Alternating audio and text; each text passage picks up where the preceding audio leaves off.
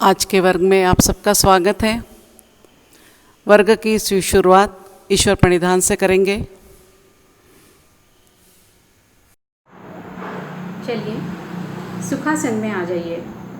पीठ रीढ़ सीधी है, आंखें कोमलता से बंद। श्वास प्रश्वास की ओर मन लगाइए।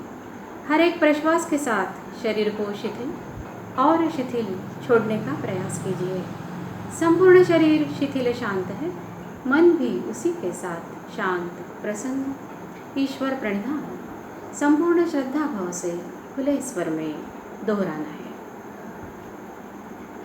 तेरो नाम ओंकार, तेरो नाम ओंकार, तेरो नाम ओंकार, तेरो नाम ओंकार, तेरो नाम ओंकार, तेरो नाम ओंकार, तेरो नाम ओंकार, तेरो नाम ओंकार। तू ही सच्चिदानंद, तू ही सच्चिदानंद, तू अपार, तू अपार, अपार, तू अपार। निराकार निर्विकार, निराकार निर्विकार, तेरो नाम ओंकार, तेरो नाम ओंकार। तू ही ब्रह्मा, तू ही विष्णु, तू ही ब्रह्मा, तू ही विष्णु, तू अपार, तू अपार, तू अपार, तू अपार। निराकार निर्विकार, निराकार निर्विकार, तेरो नाम ओंकार, तेरो नाम ओंकार। तू ही गगन, तू ही पवन, तू ही गगन, तू ही पवन, तू अपार, तू अपार,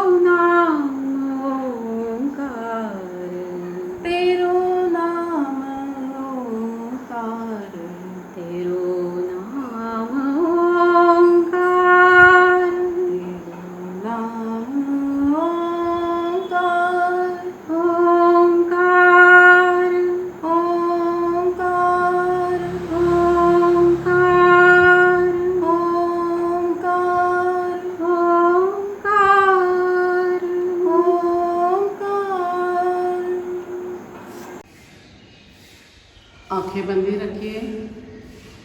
ईश्वर प्रणिधान से मन शांत हुआ है।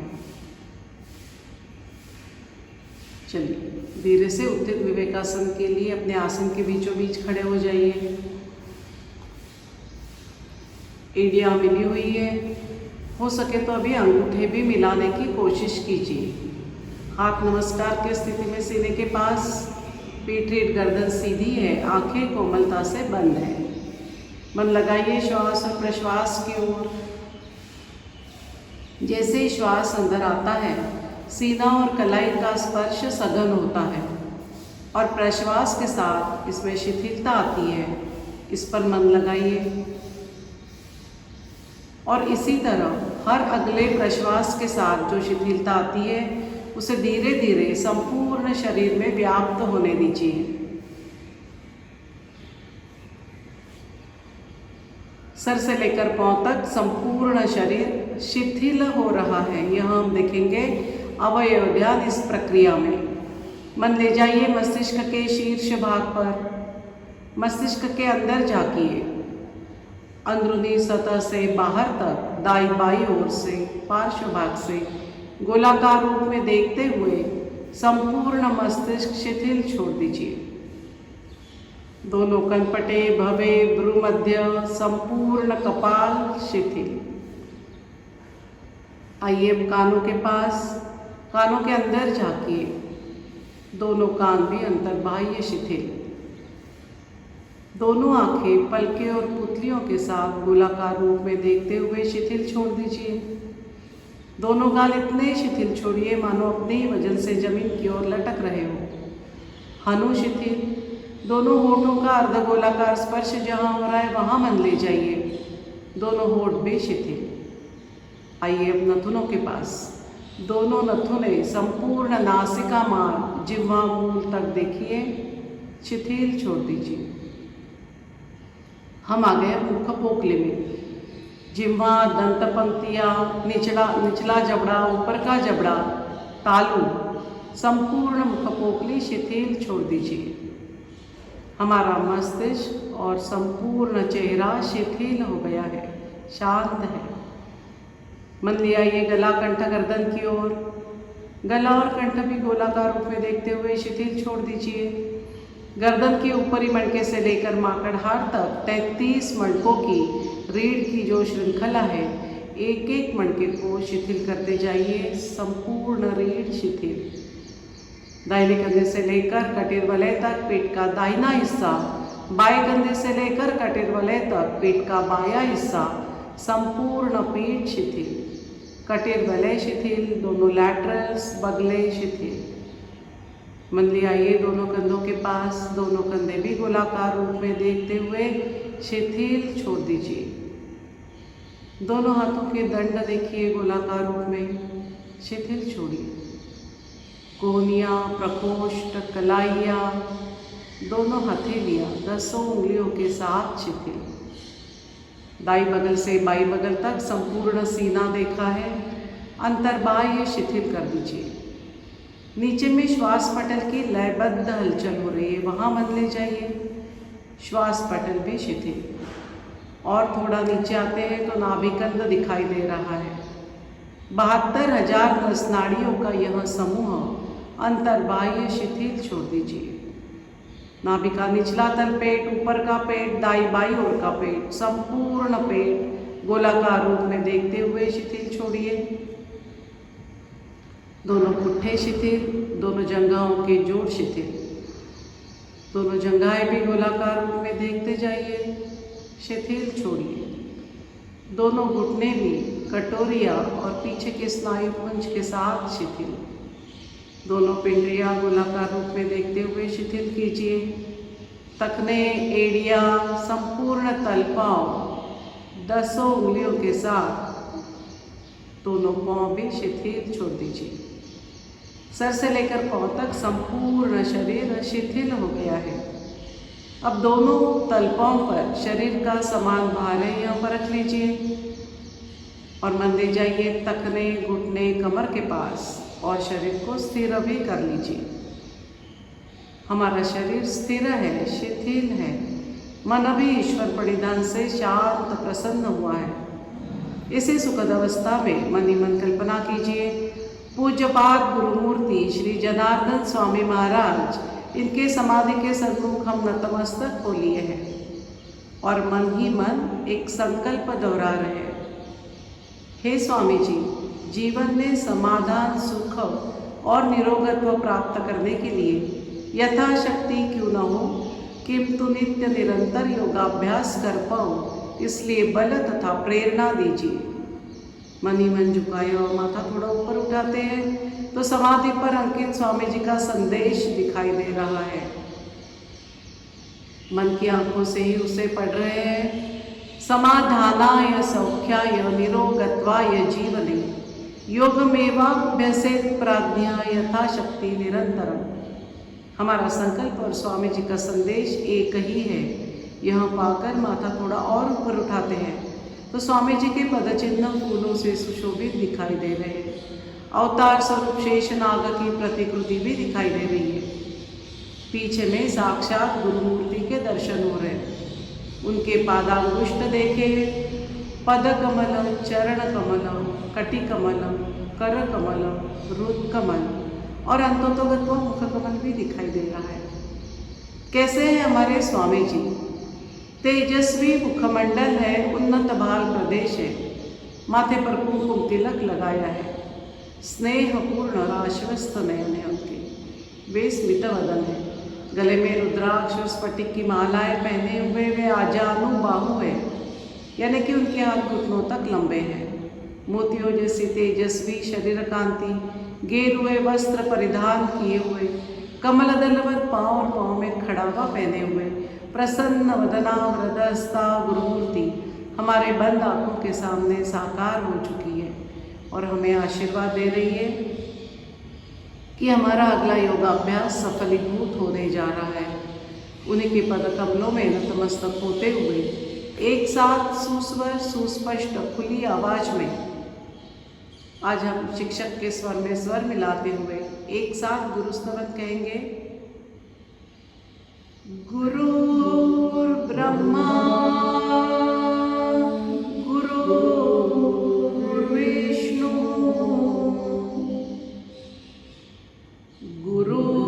गुरुर्देवो महेश्वरः गुरुः साक्षात् परब्रह्म तस्मै श्री गुरवे नमः। कृष्णाय वासुदेवाय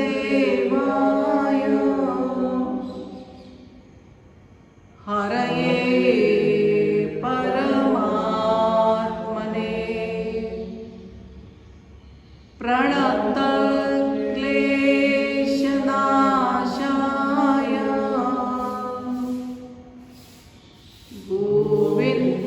गोविन्दाय नमो नमः। गोविन्दाय नमो नमः। गोविन्दाय नमो नमः। गुरु से आशीर्वाद पाकर अगली योगाभ्यास की ओर बढ़ेंगे। धीरे से दोनों हाथ नीचे ले लीजिए। शरीर संचालन के लिए तैयार, आंखें बंद ही है। स्थिति ले लीजिए, दोनों हाथ जंघा से सटे, पेट सीधी है।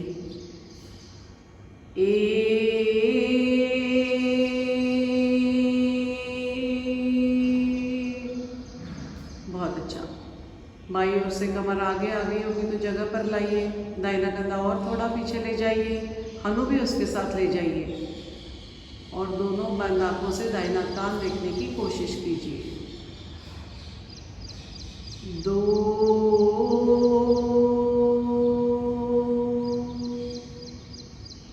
3 में बाईं ओर जाना है। 3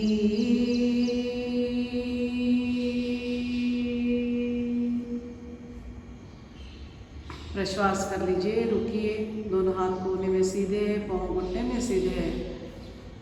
यह अपना अपना परख लीजिए। 4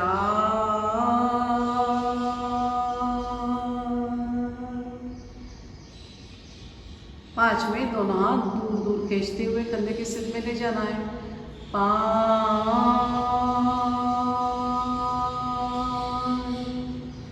6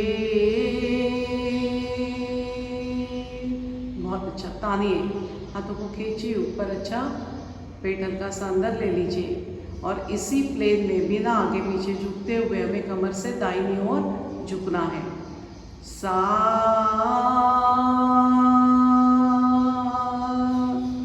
दंडकान से अलग ना हो, इस पर पूरा ख्याल।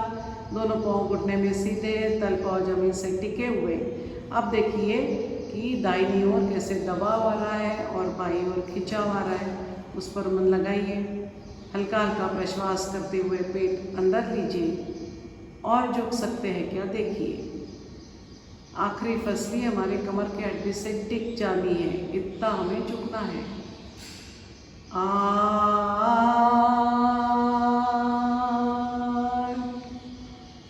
खींच लीजिए हाथों को एक बार फिर से और हाथ खींचते खींचते ही झुकना है बाईं ओर। 9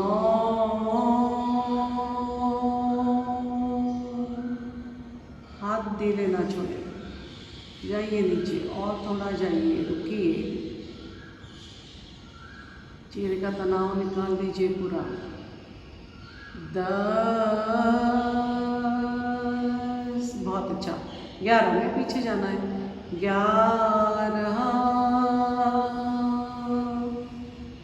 कमर को हल्का सा सामने कीजिए और जाइए पीछे।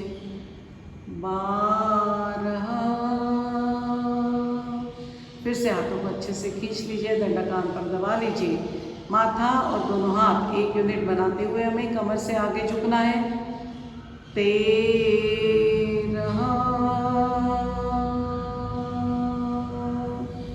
बहुत अच्छा। जहाँ तक जा सकते जाना है, उसके बाद में शरीर को ढीला छोड़ देना है। शरीर का भाव पोंचों की ओर लाइए, उंगलियों की, पाँव की उंगलियों की तरफ। दोनों पिंडलियाँ, जंघाएं, पुट्ठे ढीले छोड़ दीजिए। मन ले जाइए पीठ की ओर, संपूर्ण पीठ को भी शिथिल छोड़ दीजिए। दोनों कंधे, दोनों हाथ शिथिल लटकने दीजिए। माथा और दोनों हाथों को और हाथ ले जाइए दोनों पाँव के बीचों बीच, अंदर अंदर ले जाइए। चेहरा भी संपूर्ण शिथिल किया है और मन लगाइए अब चेहरे पर। रुकिए थोड़ी देर। शरीर का सारा शुद्ध रक्त इस स्थिति में हमारे चेहरे की ओर दौड़ते हुए आता है और सारे ज्ञानेंद्रियों की कार्यक्षमता बढ़ाता है। चलिए दंडकान से सटा लीजिए। 14 में अत्यंत धीमे गति से ऊपर आना है। 14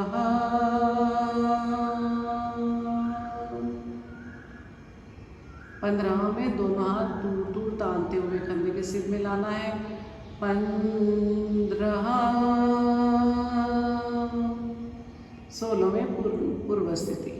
16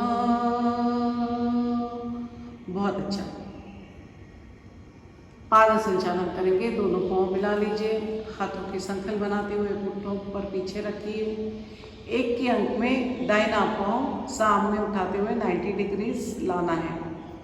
श्वास लीजिए, रोकिए, मूलबंध लगाइए। 1 पहुँचा, खींच लीजिए अपनी तरफ, पाँव घुटने में सीधा रखिए, पीछे नहीं झुकना है। 2 बहुत अच्छा, यही पाँव पीछे ले जाना है। 3 पहुँचा, खींचिए बाहर की तरफ, सामने झुके होंगे तो सीधे हो जाइए। 4 अब संकल को थोड़ा बाईं ओर करते हुए दाहिना पाँव बाजू से हमें 90 डिग्री ऊपर उठाना है। 5 जितना जा सके ले जाना है और फिर पहुँचा, खींच लीजिए अच्छे से अपने तरफ और देखिए जंघा पर क्या परिणाम हो रहा है।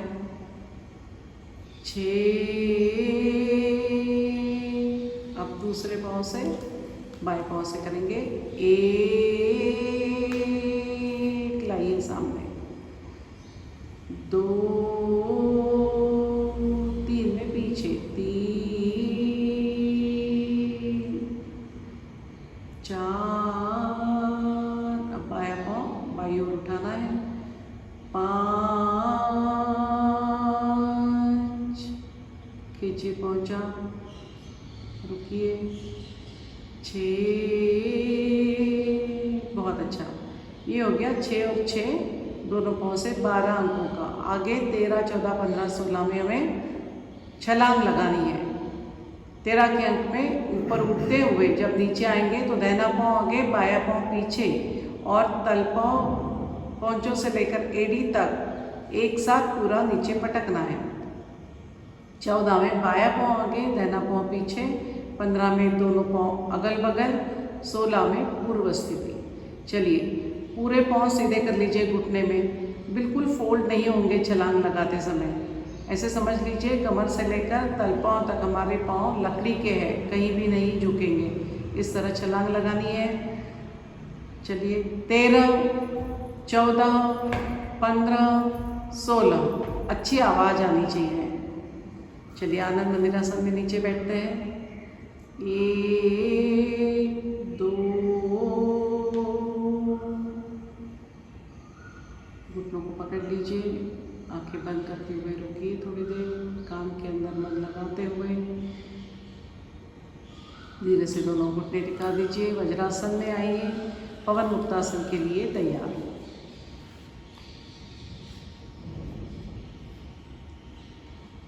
पीठ के बल लेटे हुए आसन की स्थिति है। एड़ियाँ अंगूठे मिला लीजिए, पहुँचे खींच लीजिए अपनी तरफ, हाथ ऊपर दंडकाल से सटे हुए। 1 के अंक में अब हमें पता है दाहिना पाँव श्वास लेकर रोककर मूल बंधन लगाते हुए 45 डिग्रीज उठाना है। 1, 2 में 90 डिग्रीज, 2, 3 में पाँव फोल्ड करते हुए जंघा पेट पर दबानी है। 3, 4 में कंधा माथा उठाते हुए हाथ घुटने में लगानी है। उसी समय बायां पाँव लंबा बाईं ओर, फिर दाहिनी ओर ऐसे घुमाना है। 4, बायां पाँव लंबा ले जाइए बाईं ओर, फिर दाहिनी ओर, क्लॉकवाइज 3 बार, एंटी क्लॉकवाइज 3 बार। मन पूरा तलपेट में, इधर उधर भटकने मत दीजिए अपने मन को। 5, अनुकंठ की दिशा में।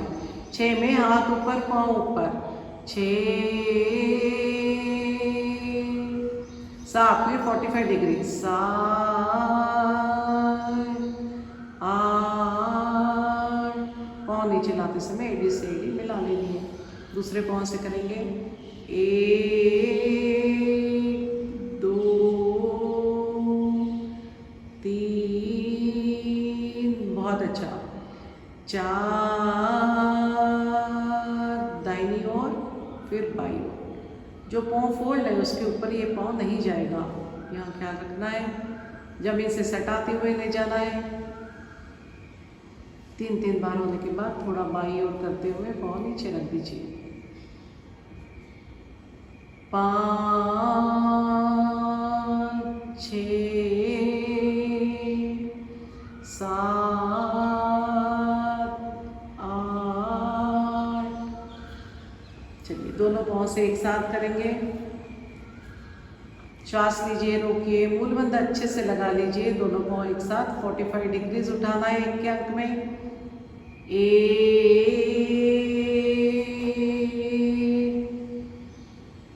2, 3 में गठड़ी बनानी है। पाँव फोल्ड करते हुए दोनों हाथों से पकड़ लेना है। उसी से हनु घुटने के बीचों बीच लानी है। 3, बहुत अच्छा।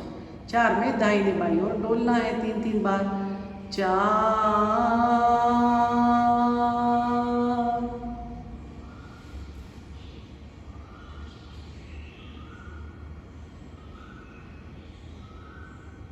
5 में आगे पीछे, 5,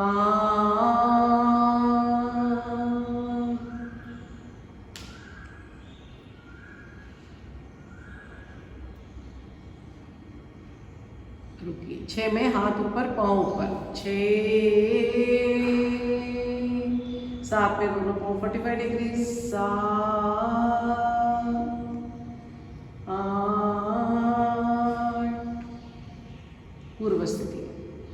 एक दीर्घ श्वास प्रश्वास कर लीजिए, लंबा श्वास सीने में भर लीजिए और धीरे धीरे धीरे प्रश्वास कीजिए।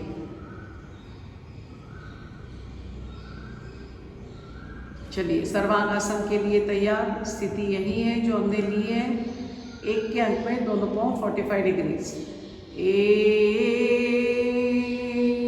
उठाइए पाँव, 2 में पाँव 90 डिग्रीज, दोनों हाथ नीचे कमर के अगल बगल, 2, 3 में 135 डिग्रीज, 3, उठाइए कमर, बहुत अच्छा। 4 में पहले हाथ कमर के पास ले जाना है और फिर दोनों पाँव सीधे 90 डिग्रीज, 4,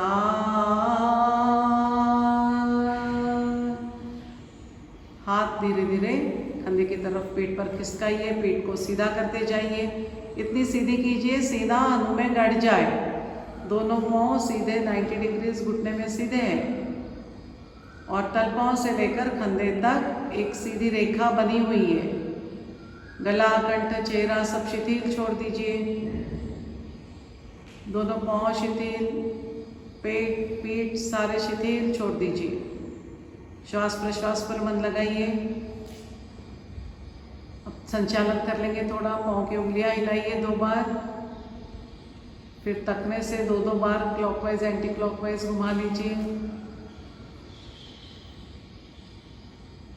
फिर दोनों पाँव अगल बगल फैला दीजिए, ले जाइए दूर जितना ले जा सकते हैं। रुकिए, आइए वापस। फिर दाहिना पाँव माथे की ओर से ले जाते हुए जमीन से टिकाइए, लाइए वापस। बायां पाँव, आइए वापस, बहुत अच्छा। अब दाहिने पाँव को ढीला छोड़ते हुए एड़ी पटकी जगह पर दूसरे पाँव की, और एक बार कर लीजिए। दाहिना पाँव, बायां पाँव। अब रुकिए, स्थिर रुकिए, एड़ियाँ मिली हुई है, अंगूठों में फासला है, मन पूरा शांत है। श्वास प्रश्वास पर मन लगाए। मन में कृष्णाय वासुदेवाय हरये परमात्मने प्रणत क्लेशनाशाय गोविंदाय नमो नमः, इसका जाप करना है।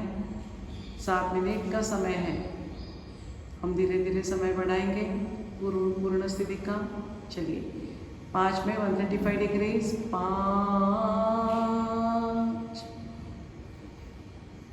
6 में एक मटका टिकाते हुए अभी पीठ टिकानी है, 6, 7 में दोनों पाँव 45 डिग्रीज, हाथ ऊपर, 7, 8, बहुत अच्छा। चलिए, बाई करवट ले लें, बायां हाथ सिरा लें, पेट के बल लेटे हुए स्थिति का आसन करेंगे।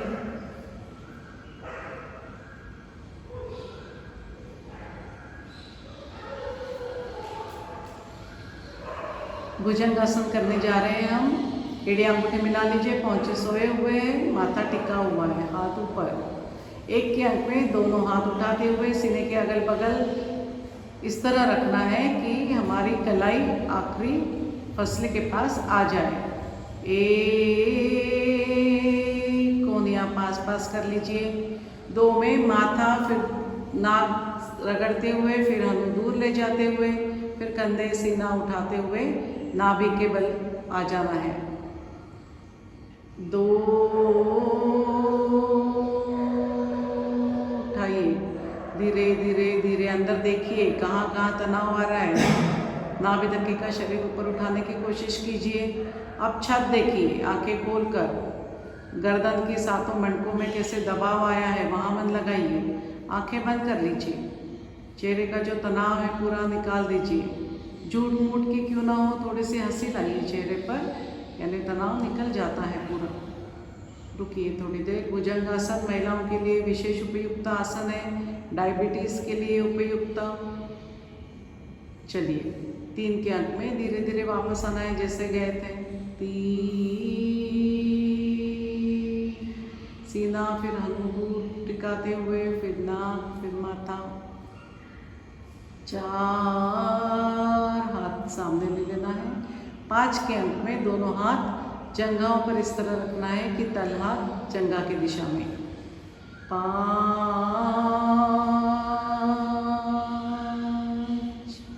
6 में फिर से पूर्ण स्थिति लेनी है जैसे 2 के अंक में ली थी। 6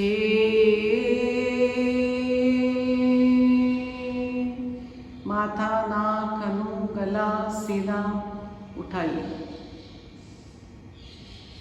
रुकिए थोड़ी देर। 2 बार पूर्ण स्थिति आई है, 2 के अंक में और 6 के अंक में। 7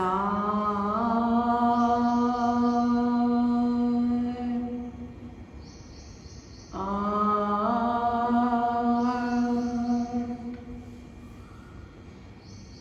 चलिए दोनों हाथ अगल बगल लेते हुए उठकर बैठ जाइए।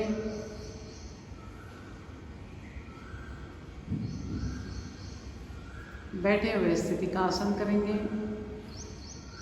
सामने पाँव फैला दीजिए, एड़ियाँ अंगूठे मिलाते हुए पहुँचे खींच लीजिए। दोनों हाथ पुट्ठे के अगल बगल। आकर्ण धनुरासन करेंगे हम। 1 के अंक में दाहिने हाथ से बाएं पाँव का अंगूठा पकड़ना है और बाएं हाथ से दाहिने पाँव का। दाहिना हाथ नीचे से जाएगा बिना गर्दन झुकाए। 1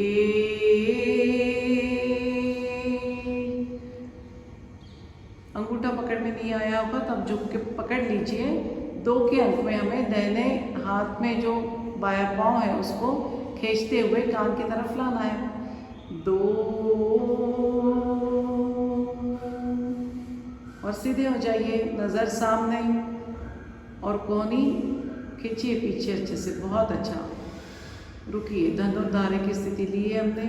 सारे जॉइंट्स खोलने वाला आसन है ये। 3 4 हाथ अगल बगल ले लीजिए। अब पहले बायां हाथ नीचे से आते हुए दाहिने पाँव का अंगूठा पकड़ना है, फिर दाहिने हाथ से बाएं पाँव का। 1 2 उठाइए पाँव और ले जाइए कान के पास। पीठ रीढ़ सीधी है, नज़र सामने है, आंखें खोलते हुए सामने देखना है। 3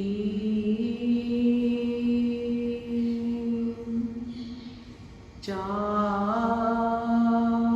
बहुत अच्छा। चलिए पूर्ण तितली करेंगे। दोनों तल पाँव एक दूसरे से जोड़ लीजिए, हाथों से पकड़ लीजिए पहुँचे और दोनों पाँव के घुटने जमीन पर टिकाइए, फिर सीने की तरफ लाइए।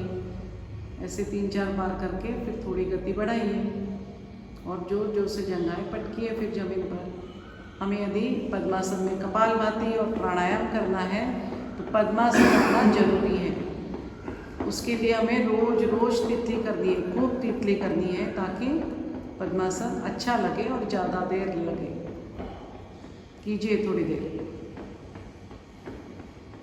फिर बाएं हाथों से पहुँचे पकड़ते हुए दाहिनी ओर कमर से मुड़िए, ले जाइए शरीर को दाहिनी ओर जितना ले जा सकते हैं। गर्दन भी ले जाइए और अब दाहिने हाथों से पहुँचा पकड़ते हुए बाईं ओर जाइए।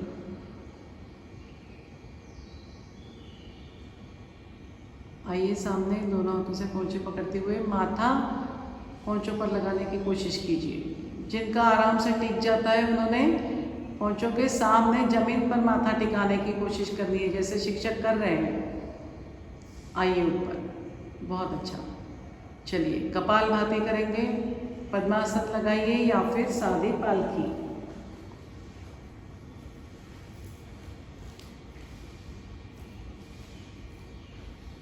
दोनों हाथों से घुटने पकड़ लीजिए। हमने देखा है कि कपालभाति यह एक शुद्धि क्रिया है। जनार्दन स्वामी योगाभ्यासी मंडल में जो शुद्धि क्रिया सिखाई जाती है 6 शुद्धि क्रिया, उसमें से आखिरी शुद्धि क्रिया है और यह प्राणायाम की पूर्व तैयारी है। ये पक्का ख्याल में रखिए कि कपालभाति प्राणायाम नहीं है। कैसे, फिर आपको आगे बताया जाएगा। चलिए श्वास लीजिए, प्रश्वास कीजिए। फिर से श्वास लेकर प्रश्वास के साथ कपालभाति के 11 स्ट्रोक लगाने हैं हमें। प्रारंभ।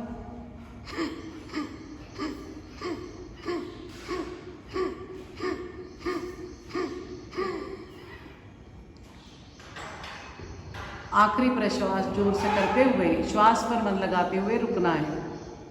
हर प्रश्वास के साथ हमें पता है मूलबंध लगाना है, तलपेट अंदर और ऊपर खींचना है और उसी समय जोर से प्रश्वास करना है। तीनों क्रियाएं एक साथ होनी चाहिए और ये करते समय बाकी शरीर हिलेगा नहीं। दोनों हाथों से हमने घुटने पकड़ के रखे हैं, हाथ गोदी में सीधे हैं, तो कंधे या गर्दन कुछ हिलेगी नहीं। यहाँ पर भी पूरा ध्यान देना है हमें। चलिए फिर से एक बार करेंगे। श्वास लीजिए, प्रश्वास कीजिए। फिर से श्वास लेकर प्रश्वास के साथ 21 स्ट्रोक लगाएंगे अभी हम। चलिए प्रारंभ कीजिए।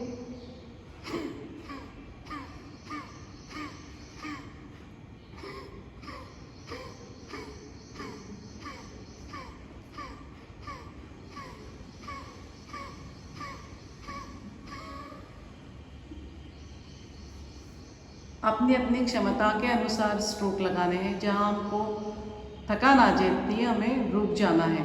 धीरे धीरे यह क्षमता बढ़ती है। गला सूखने तक हमको कपालभाति नहीं करनी है।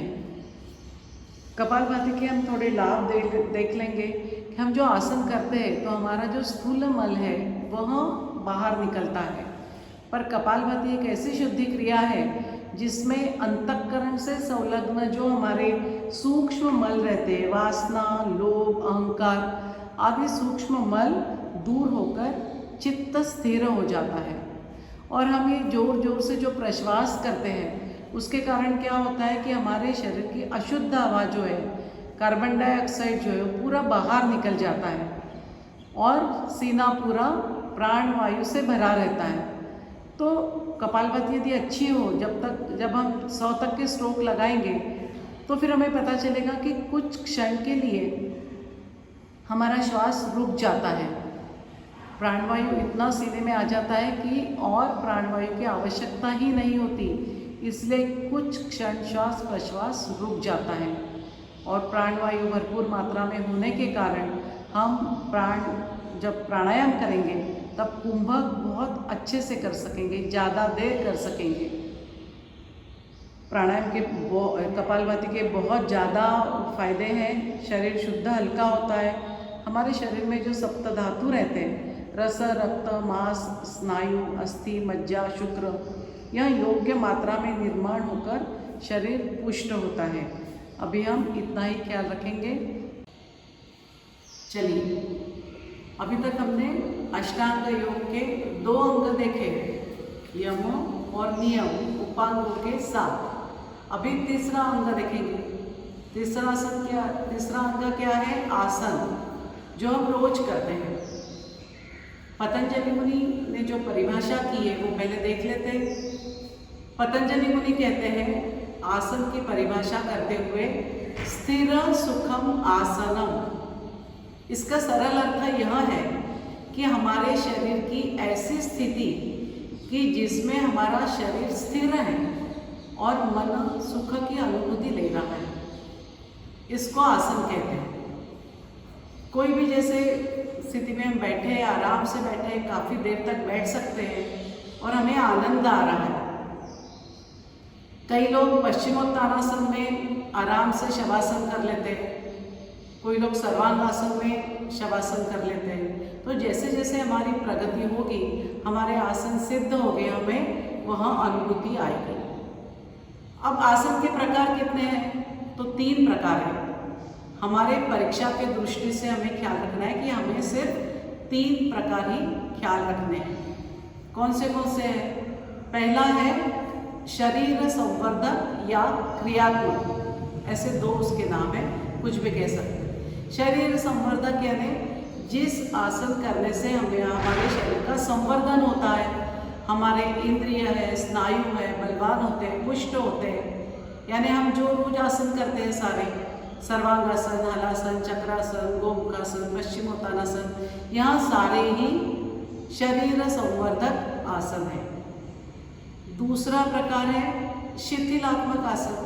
जब हम आसन करते हुए थोड़े थक जाते हैं तो हम ये आसन करते हैं। हमें पता है दो आसन कौन से बताइए, शवासन और मकरासन। एक पेट के बल लेटे हुए स्थिति का है और दूसरा पीठ के बल लेटे हुए। इसमें हम शरीर को शिथिल छोड़ देते हैं, मेरुदंड शिथिल छोड़ देते हैं और क्या होता है इसमें जो भी थकान आ रही है वो निकल जाती है पूरी और हमारा सारा शरीर तरोताजा हो जाता है। ये हो गया दूसरा प्रकार। अब तीसरा प्रकार यानी ध्यानोपयोगी या ध्यानात्मक, यानी ऐसा आसन कि जिस आसन में हम बैठे हैं और घंटों बैठकर हम ध्यान कर सक रहे, धारणा कर सक रहे। तो हमारे परीक्षा में जो है वो एक ही आसन है फिलहाल, उसका नाम है पद्मासन। बाकी और दो है स्वस्तिक आसन और सिद्धासन, पर अभी हमें वो पढ़ाया नहीं जाएगा। हमें क्या करना है, ध्यानोपयोगी आसन यानी पद्मासन। पद्मासन में देखिए क्या होता है, पद्मासन जब लगाते हो तो बेस हमारा ट्रायंगुलर रहता है, उसके कारण स्थिरता आती है शरीर को और हमारा मेरुदंड सीधा रहता है, माथा सीधा रहता है, ताकि ग्रेविटेशनल फोर्स का इफेक्ट ज़्यादा होता नहीं है हमारे शरीर पर, उसके कारण थकान नहीं आती है। ये बहुत महत्वपूर्ण है। यह हो गया ध्यानोपयोगी। एक बार हम अच्छे से आराम से पद्मासन लगाना चालू कर देंगे तो फिर हम धीरे धीरे समय बढ़ाएंगे, फिर उसमें ध्यान भी कर सकते, धारणा भी कर सकते हैं, धारणा करते करते ध्यान भी कर सकते हैं। तो यह हो गया ध्यानोपयोगी। 3 प्रकार देखे हमने, क्रियात्मक या शरीर संवर्धक, शिथिलात्मक और तीसरा ध्यानोपयोगी। ये हमें ख्याल रखना है। अब पतंजलि मुनि ने जो आसन की परिभाषा की है उसके बाद में और 2 सूत्र बताए हैं। हमें परीक्षा में सूत्र नहीं है, हम सिर्फ जानने के लिए अभी देख लेंगे। दूसरा सूत्र उन्होंने बताया है प्रयत्न शैथिल्य अनंत समापत्तिभ्याम, यानी क्या, हम जो आसन करते हैं तो शुरुआत में हमको प्रयत्न करने पड़ते हैं, ताकत लगानी पड़ती है और फिर आसन की स्थिति लेने के बाद हमें उसमें शिथिलता लानी है। प्रयत्न शैथिल्य, ये हो गया, प्रयत्न किए उसमें शिथिलता लाई, उसके बाद क्या करना है, अनंत समापत्तिभ्याम, यानी अनंत में भगवान में मन लगाते हुए हमारे इष्ट देवता गुरु जो है उनका स्मरण करते हुए उसमें उस स्थिति में रुकना है। उससे क्या होता है, यह है आसन की कसौटी, हमारा आसन सिद्ध होता है। तो दूसरा सूत्र क्या है, प्रयत्न शैथिल्य अनंत समापत्तिभ्याम, इसे आसन की कसौटी भी कहते हैं। अब ये आसन का हम हर चीज़ का फल देखते हैं, फल क्या मिलता है, क्यों करते हैं, तो आसन की भी फलश्रुति है। आसन की फलश्रुति कहते हुए पतंजलि मुनि क्या कहते हैं, ततो द्वंद्वान नभिघातः, क्या होता है, आसन सिद्ध होने के बाद हमारे शरीर के सारे जो द्वंद्व रहते हैं वह समाप्त हो जाते हैं। उन द्वंद्वों का हमारे शरीर पर कोई भी आघात नहीं होता। जैसे हम शुरुआत में आसन करते हैं तो क्या होता है, ताकत लगाते हैं, पसीना आता है, फिर हमारा इधर उधर मन जाता है कि गर्मी हो रही है बहुत, या फिर बहुत ठंडी हो रही है, अनईजी हो रहा है, इधर दुख रहा है, उधर दुख रहा है। एक बार आसन सिद्ध हो गया तो ये सारे शरीर के मन के द्वंद्व खत्म हो जाते हैं और हम फिर आसानी से आसन में स्थिरता से, जो परिभाषा की है स्थिर सुखम आसन, वो हम साध्य कर सकते हैं। तो आसन के बारे में हमारे परीक्षा के दृष्टि से इतना ही है। अभी हम फिर आगे जाकर चौथा अंग सीखेंगे प्राणायाम, और कल फिर थोड़ा प्राणायाम भी करेंगे। चलिए, प्रार्थना। असंख्यात नावे जयादे तलोक परिनित्यतो सच्चिदानंद एक जयाच्या बळे चालतो हा पसारा, नमस्कार त्या ब्रह्मतत्वापारा,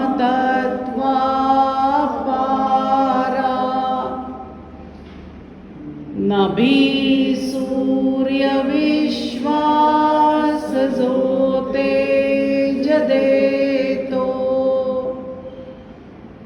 प्रमोदे आम्ही अंतरी त्यास द्यातो,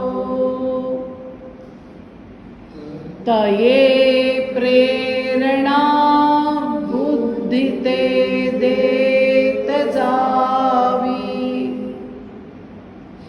असे आमुची प्रार्थना ही प्रभावी, प्रभो पूर्ण आरोग्य आम्हासावे,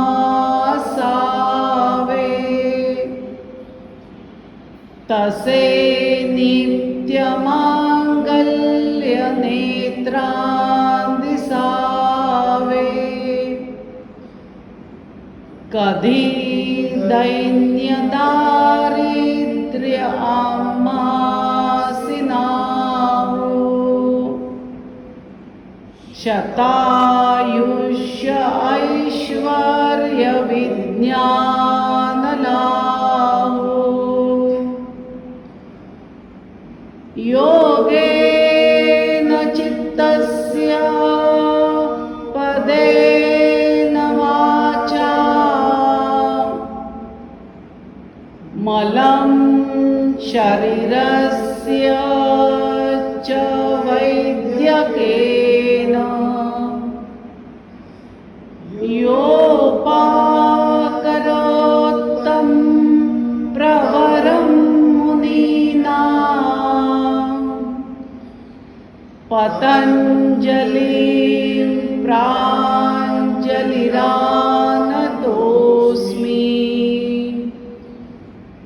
ॐ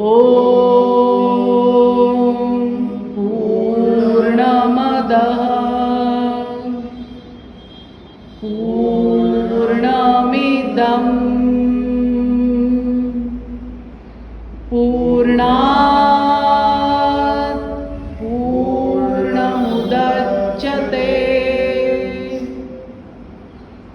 पूर्णस्य पूर्णमादाय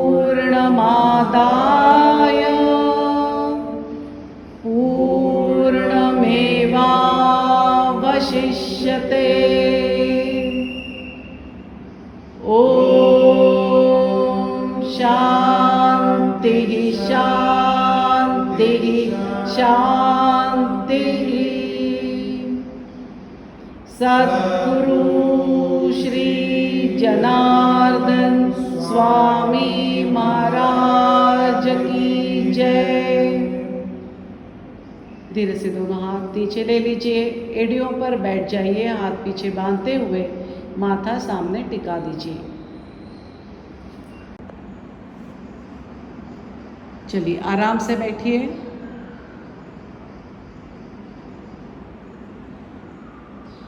आज का वर्ग यही समाप्त होता है। हरिओम।